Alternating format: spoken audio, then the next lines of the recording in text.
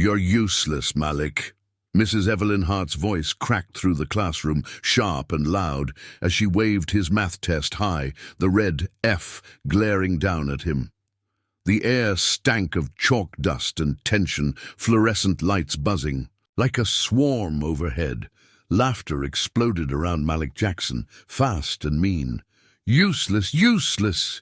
kids chanted, some smirking, others looking away. His cheeks burned, shame twisting tight in his gut. His skinny frame stiffened at the back of the room, fists clenched under the desk, nails biting into his palms. "What's the matter, Malik? Got nothing to say?" Hart taunted, her smirk curling like she lived for this. Figures in his head he saw his mom, Tasha, mopping floors at 2 a.m., her tired whisper from last night ringing clear. "School's your way out, baby. You're enough." But here, in your story of his fight, Mrs. Hart's words were burying that dream, shoveling dirt on everything Tasha worked for. The taunts kept coming, rolling over him like a storm. The walls closed in, the buzzing lights pressing down. This wasn't just a classroom, it was a trap built to lift some up and crush others flat. Malik felt it, heavy on his chest, like he was the one sinking. He shoved his chair back. The scrape, loud and jagged, and bolted for the door. "Useless, useless!" chased him into the hall, stabbing at his back. The corridor stretched dark and empty, his footsteps bouncing off the lockers. He stopped, chest heaving, and slumped against the wall. "One day," he muttered, voice low and raw, "you'll see." It was quiet, scratched out of pain, but a spark flickered in him, small, fierce, alive. Years later, a man in a crisp suit sat at a desk, keys to Lincoln High dangling from his hand. The nameplate read, "Malik Jackson, owner." His grip was steady, his eyes burning with that same fire. Those keys weren't just metal, they were the power to unlock Hart's downfall, a promise kept after decades of grit. Back in the hall, young Malik wiped his face with his sleeve. Hart's voice still echoed, the laughter still stung, but his whisper cut through. "One day you'll see." He didn't know how yet, but he'd make it real. And in your tale, a question lingered. How does a kid she humiliated rise to hold? Her fate in his hands? Malik Jackson stood in the classroom, his breath shallow, still stinging from Mrs. Hart's useless jab days ago. He'd mumbled something back, quiet, barely a whisper, but she'd heard it. Now she loomed over him, her icy glare pinning him in place. "Disrespect," she hissed, her voice sharp like a slap. "That's detention, Malik. Learn your place." He opened his mouth to argue, but her stare shut him down cold. The bell rang, and she scribbled the slip, her pen scratching like it enjoyed the punishment. Malik trudged to the principal's office, the paper burning a hole in his pocket. Mr. Grayson sat behind his desk, stiff in his suit, his cold eyes flicking up from a stack of files. "Mrs. Hart says you've got an attitude," Grayson said, not even looking at the detention slip. "She's right, isn't she?" "It wasn't like that," Malik started, voice tight. Enough." Grayson cut in, brushing Malik's words away like dust. "She's been here 20 years. You're just a kid who can't keep up." Malik's chest tightened, but before he could say more, the door flew open. Tasha Jackson stormed in, her work apron still tied on, her voice trembling with fury. "You're punishing my boy for nothing," she snapped, glaring at Grayson. "He's smart, he's trying." Grayson leaned back, smug. "Maybe he should try harder, Mrs. Jackson. That's all I've got to say." Tasha's hands shook, but her words died as Grayson turned away, dismissing her like she was invisible. Malik followed her out, the sting of that slammed door sinking into him. Later that day, he stopped dead at his locker. The word useless was scratched into the metal, jagged and deep. His fingers traced the letters, each one a fresh cut to his pride. He looked around. Nobody cared. The next blow came at assembly. A white kid, Tommy, strutted up to claim a scholarship Malik had busted his back for. Malik's grades were better, But Tommy C's got the prize. Mrs. Hart stood by, smirking like she'd planned it. "Better luck next time," she said, her tone dripping with fake pity. Malik's stomach twisted. Unfair didn't even cover it. Days later, he overheard her in the teacher's lounge, her voice smug and loud. "My husband Roger's on the school board," she bragged to another teacher. "He makes sure I'm untouchable. These kids, they don't stand a chance." Malik froze outside the door, anger simmering, until a soft tap on his shoulder made him jump. Jaden Carter, the quiet kid from class, stood there, holding out his phone. "I got something," Jaden whispered, pressing play. The screen flickered, grainy, footage of Hart laughing. "We rigged the grades," she cackled on the video. "Keep certain kids in their place." Malik's heart pounded. This was gold. He threw himself into proving her wrong. Late nights, he studied until his eyes blurred, acing a math test he knew was perfect. But when Hart handed it back, it was a 0. "Lost it," she said, her grin cruel. "Oops." Malik's hope cracked, his fight draining out. They faced off in the empty classroom after. "You're doing this on purpose," he said, voice shaking. Hart stepped closer, her sneer cutting deep. "You'll never amount to anything." She spat, each word a hammer, to his spirit. "Give up now, Malik." At home, Tasha coughed hard, her eyes tired but pleading. "Don't let her win, baby," she rasped, clutching his hand. But his grades were slipping, pulling them both under. That night, Malik stared at his books, the weight of it all crushing him.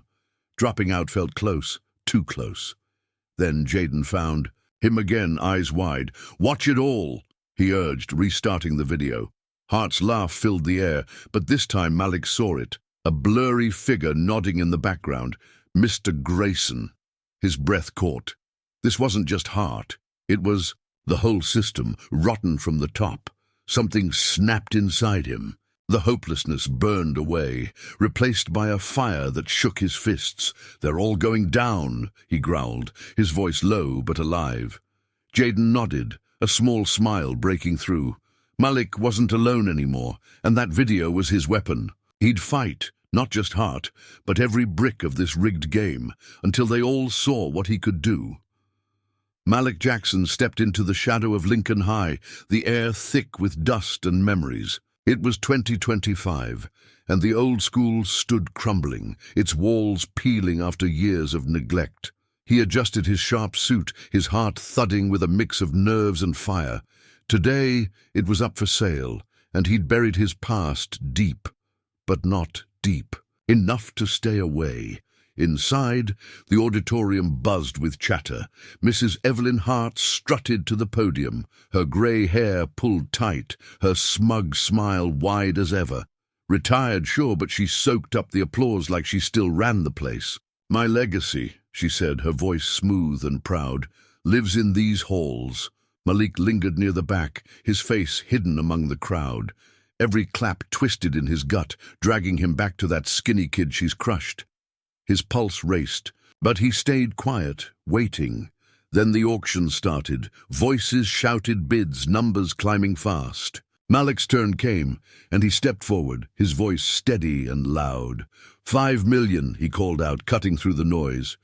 The room went still, gasps rippling as the auctioneer stammered, "Sold to Malik Jackson." Hart's head snapped up, her eyes locking on him. She pushed through the crowd, her scoff sharp. "You, what a joke," she said, her words dripping with the same venom from years ago. "What's nobody like you doing here?" Malik's cool front cracked. "Useless," echoed in his ears, that old shame clawing at him, pulling him back to that classroom. His hands shook, but he grabbed the microphone, his breath steadying.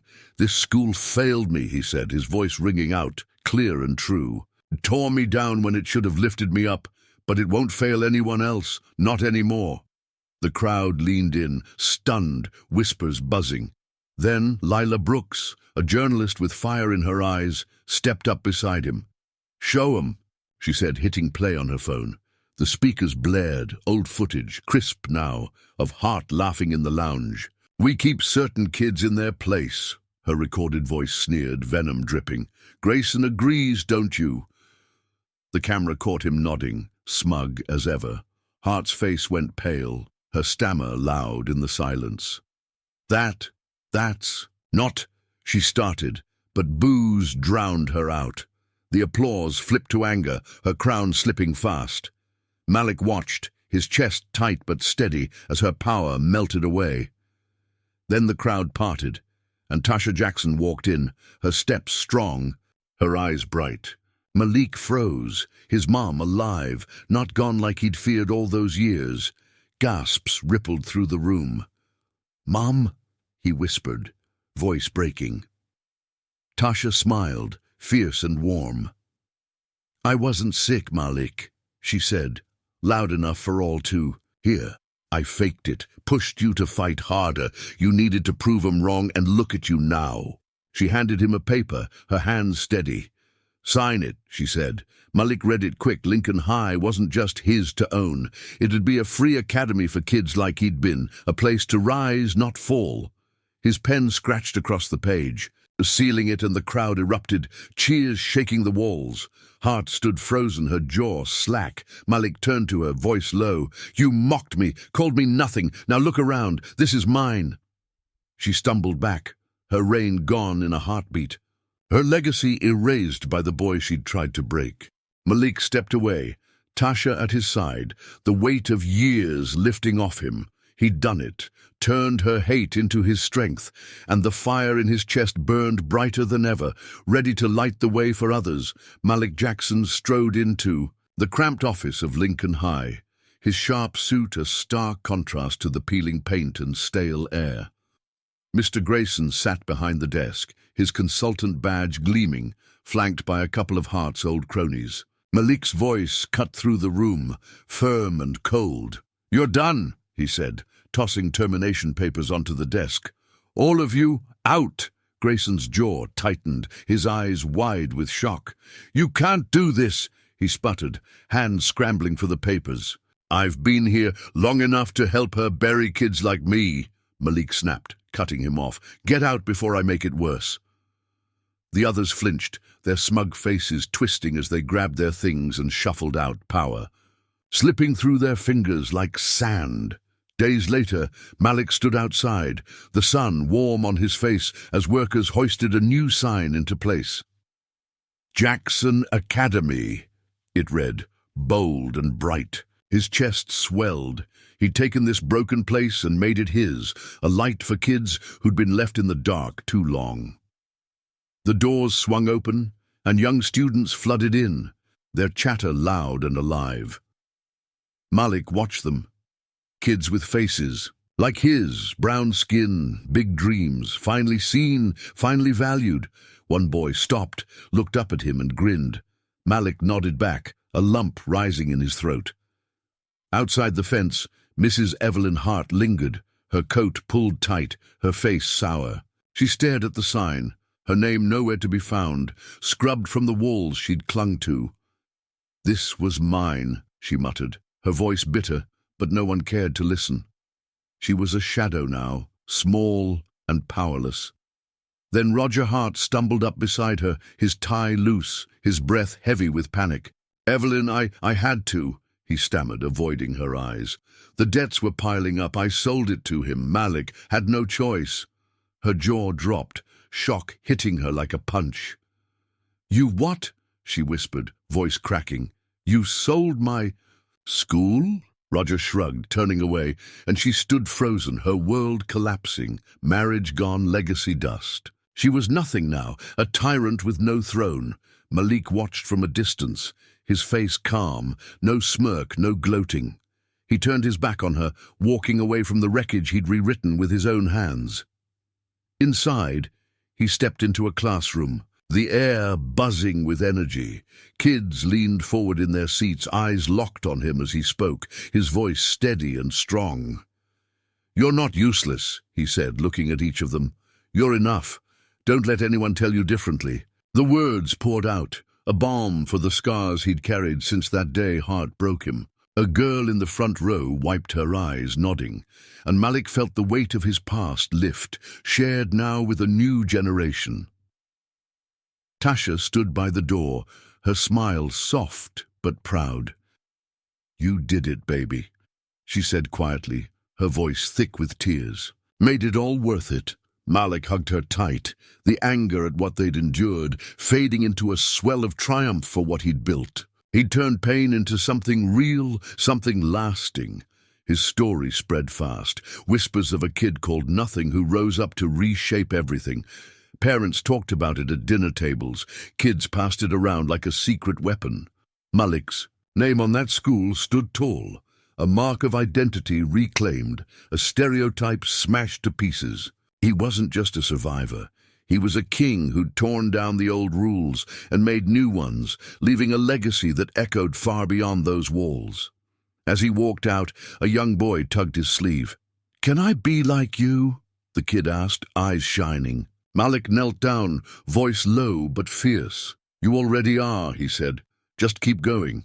The boy grinned, running off, and Malik stood up ready to keep building, his fire burning brighter than ever. Malik Jackson rose from pain to power, turning a school that broke him into a beacon of hope.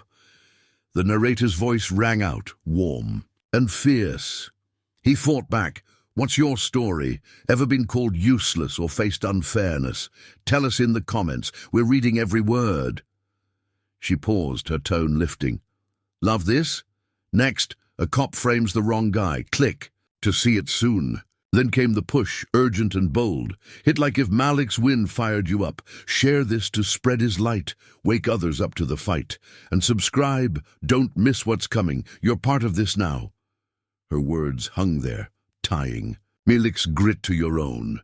His journey wasn't just his. It was a call to rise, to speak, to act. One click, one story at a time.